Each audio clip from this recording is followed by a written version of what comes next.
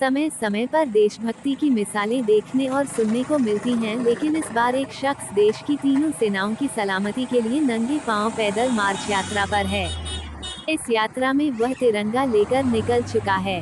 UP Doaba के गांव खरौली के निकट रोली सिद्ध शक्तिपीठ पुजारी व देशभक्त शिवकरण ने 25 मार्च से पैदल यात्रा शुरू की थी।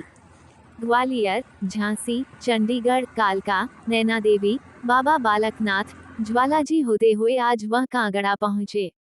वह लगभग 6 महीने से पैदल यात्रा कर रहे हैं। शिवकरण ने आज कांगड़ा में बज्रेश्वरी देवी के दर्शन किए। शिवकरण सभी तीर्थ स्थलों, धार्मिक संस्थानों, शक्तिपीठों में भारत की तीनों सेनाओं की सलामती के लिए प्रार्थना कर रहे हैं, ताकि सबकी जान बचाने वाले भारतीय सैनिकों को भी सभी देवी देवताओं का आशीर्वाद मिले। सर्वप्रथम देखिए इस पावन पवित्र आज्ञा वर्ग की भूमि को मुझे बारंबार प्रणाम है, और उसमें भी देवभूमि हिमाचल श्री माता द्वारा कांगड़ा बजेश्वरी के माँ के चरणों प्रणाम है।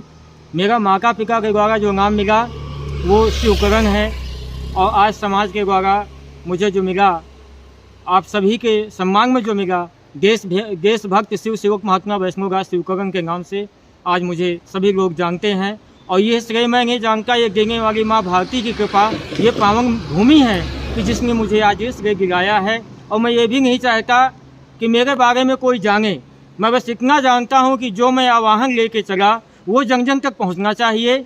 मेरा नाम शिवकरण है और ग्राम खरौली, पोस्ट मिराई, थाना औंग, जनपद फतेहपुर, जो उत्तर प्रदेश प्रयागराज मंगल, वहाँ पर हमारे ग्राम में श्री माता वैष्णो देवी नक्का रौली सिद्ध शक्तिपीठ मंदिर है, जहाँ पे मैं पूजा भक्ति सेवा करता हूँ, और वहीं पे रहना मेरा जन्मभूमि भी है।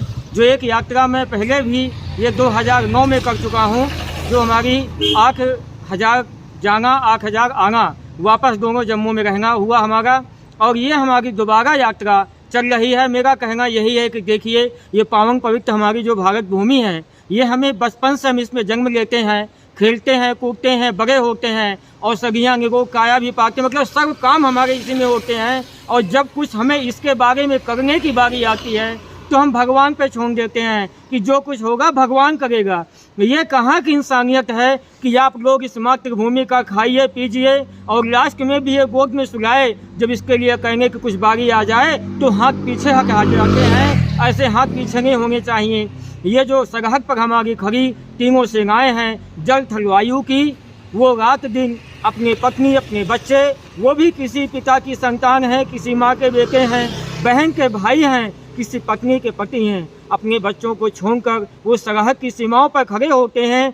हम सबको 24 घंटे सुरक्षा प्रदान करते हैं। क्या हमारी यही है? तो ये समाज में देखता जगह आ रहा, तो यही मैं कहना चाहता हूँ कि सारे लोग, ये मेरी आवाज़, ये जो माँ भारती की, मेरे तीनों सेनाओं की, वीरों की, वो भी हमारे भाई हैं, वो भी किसी माता पिता की पुत्र की संतान हैं, उनके लिए देवी सुरक्षा शक्ति प्रार्थना करनी चाहिए। तो भाई आप देखिए श्रीमान जी, सर्वप्रथम मेरी जन्मभूमि ग्राम खरौली से मैं चला, मेरा जनपद फतेहपुर, उसके बाद में आपका संगम प्रयागराज, मिर्जापुर, चित्रकूट धाम, बांदा, झांसी, महोबा, गतिया, ग्वालियर, मथुरा, आगरा और मेरठ, सहारनपुर होते हुए चंडीगढ़ से कालका देवी, बाबा बालकनाथ, नैना देवी, चिंतापूर्णी और ज्वालाजी होके दर्शन करके अब मैं कांगड़ा माँ बजेश्वरी के श्री चरणों में आ चुका हूँ। यहाँ से मुझे भले ही माता चंबा से और सुकारा देवी बिलावक होते हुए माँ वैष्णो देवी से चंगी माता जो किश्तवाड़, मचेल, चाइना बॉर्डर में आती हैं, वहाँ तक जाना है, जिन्होंने सन 78 में जनरल जोरावर सिंह के साथ मात्र सारे हमारे 3000 फौजियों में युद्ध में सारे खत्म हो चुके थे, मात्र 17 फौजियों के साथ चंगी वाली माता ने हमारे भारतवर्ष को विजय दिलाया। उसी माँ के दरबार जाना है, और ये महाशक्ति ध्वज, ये तिरंगा, हमारे राष्ट्र का कीर्तिमान ध्वज मुझे वहीं पे चढ़ाना है, और वहीं पे उनके लिए मंगल शुभकामनाएं करनी है। समाज में को देखिए मैं चलता हूँ, मुझे कई प्रकार के प्रश्न किए जाते हैं, बताना भी की जाती है। कई लोग मुझे ऐसे ऐसे कमेंट करते हैं, तुम्हें इससे क्या मिलेगा, ये पैदल यात्रा करने से, ऐसे पैदल चलने से। मैं उनको यही बताता हूँ, देखो भाई, मैं अपने इस भारत माँ के लिए, अपने सैनिक वीरों के लिए 25 मार्च 2022 से लगातार पैदल यात्रा कर रहा हूँ। तो उनको मैं यही कहता हूँ कि आप लोग जो बोलते हैं मुझे क्या मिलेगा, अगर यही समय होता रहा, यही सबकी भावनाएं, आंखों में काली पट्टी बंध गई, स्वागत रूपी मतलब रूपी हम लोग बन गए तो बगल में पड़ोस में बोगियाँ पड़ी होंगी, कोई कंधा देने भी नहीं जाएगा, उसका भी प्रश्न यही खड़ा हो जाएगा कि मुझको मिलेगा क्या।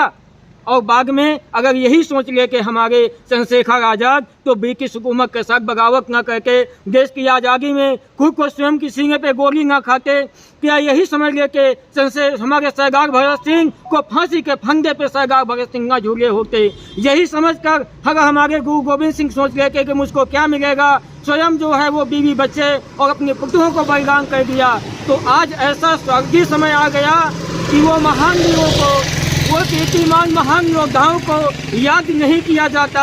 अपने बच्चों